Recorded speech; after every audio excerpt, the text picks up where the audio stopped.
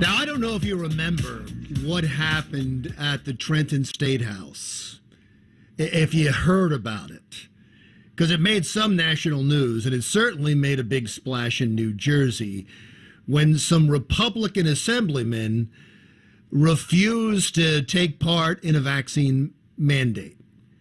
Let me read to you one of the media accounts of what happened. This is on the 2nd of December.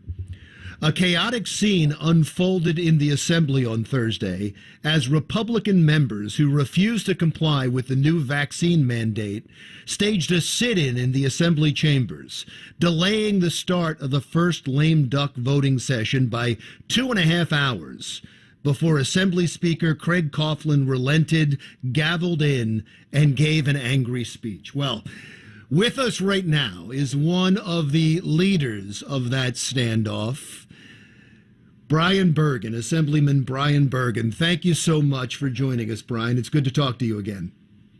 Hey, thanks for having me, Larry. So, Brian, I want you to talk about that day first, but I also want to get into some of the editorials that were written after this. I mean, you would think that you carried guns. You would think it was January 6th all over again. I'll get into that in a second. Tell us what really happened.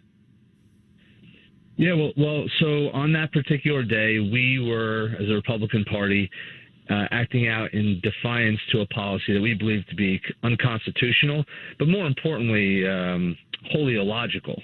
And the policy was implemented by the Statehouse to prevent lawmakers and the public from coming in unless they showed a proof of a vaccine or a negative test.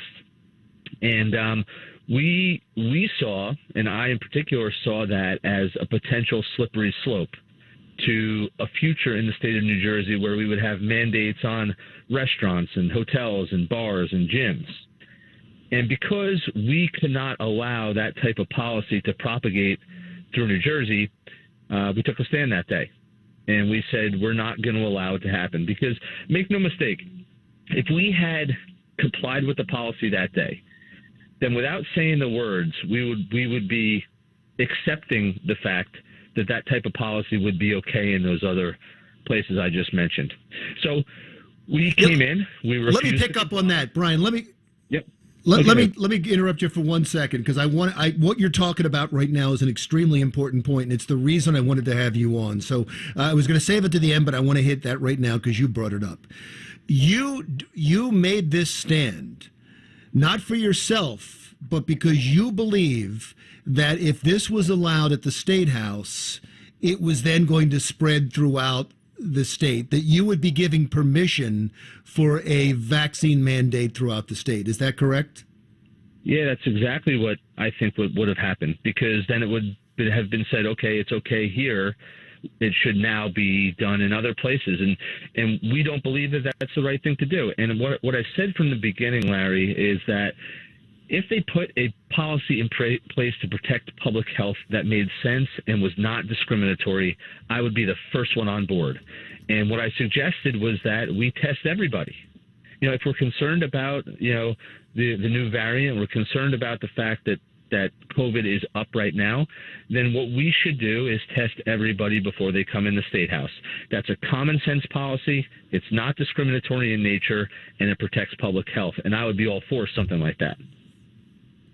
We're talking to Brian Bergen, Assemblyman in New Jersey, who led a standoff at the Statehouse earlier this month against vaccine mandates. Let's get to the media and the editorials that you were truly a victim of because they were extremely harsh.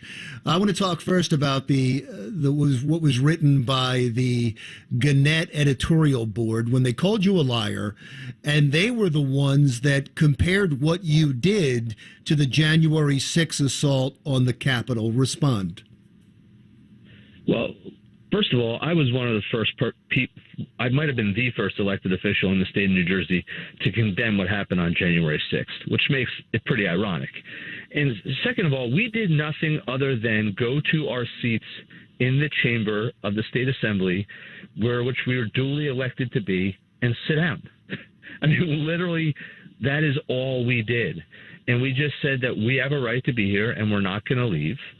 So to make that type of comparison, I mean, it's irresponsible for a paper to do that. And I'm ashamed that they took that leap and used their voice, which could be used for good, to really attack me.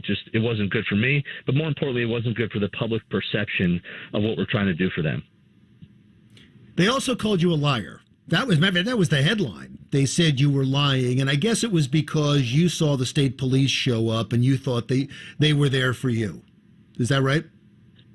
Yeah, well, no, what happened was, and yes, they called me a liar, which really makes me upset because I'm a West Point grad and a combat veteran, and the most important thing to me in my life is my integrity.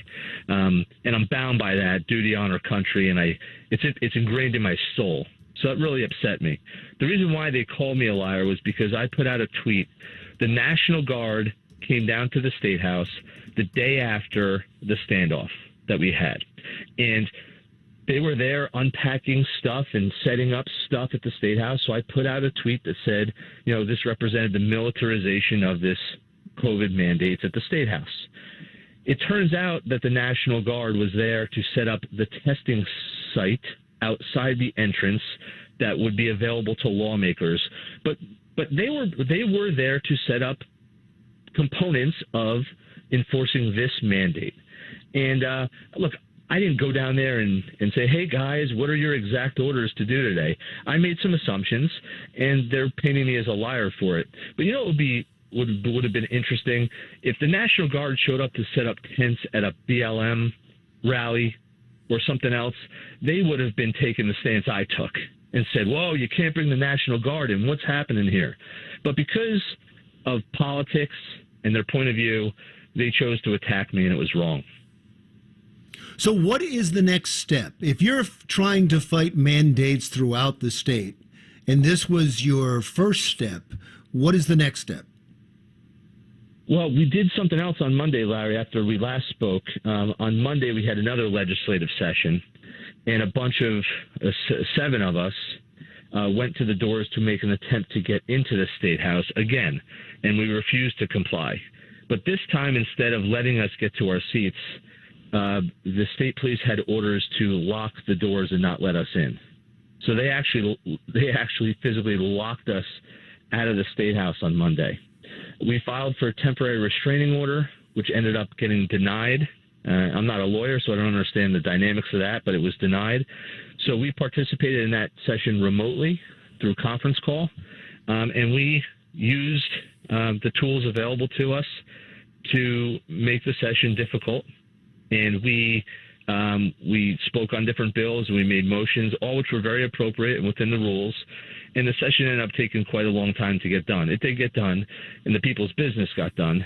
But what's going to happen next? I don't know, Larry. But I would hope, and this is all I'm really after, that the Speaker and the Senate President and the Governor will recognize the fact that COVID can be caught by and carried by people who currently have the vaccine. If we're going to protect public health, it needs to be done through testing. And to treat somebody differently because they don't have a vaccine or do have a vaccine ignores the fact that COVID can be, transmitted by those people just as much.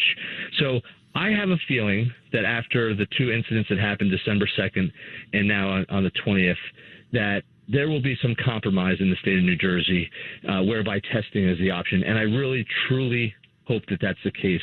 That's what I'm after. I'm after fairness and a practical policy that makes sense. Assemblyman Brian Bergen, thanks for your time. Assemblyman Bergen represents Morris County and one municipality, it looks like, in Somerset County as well. He's a Republican fighting the fight against vaccine mandates for all of us, not just for him, in New Jersey. Brian, thanks so much. Hey, thanks for having me, Larry. I appreciate it.